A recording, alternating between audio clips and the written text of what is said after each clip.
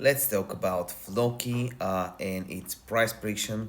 Basically, in the last video, I told you where I would be interested in buying. It was this area right here with getting a new long. I didn't manage to enter on this trade, but we managed to enter on a lot of other ones. So let's see what the price has for us now. Basically, we're met with a lot of resistance at the point of control. More sellers 1.4 bill versus buyers 1.3. More sellers here, more sellers here, more sellers here. So this basically is a shoring opportunity all the way to the downside. So shoring right here with a take profit here for 7% would be good. Basically from here 6%.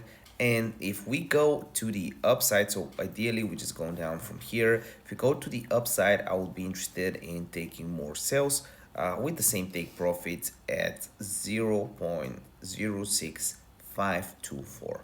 This is exactly how I'm planning to play Floki out. This is a no BS Floki price prediction, so make sure you give this video a like, subscribe.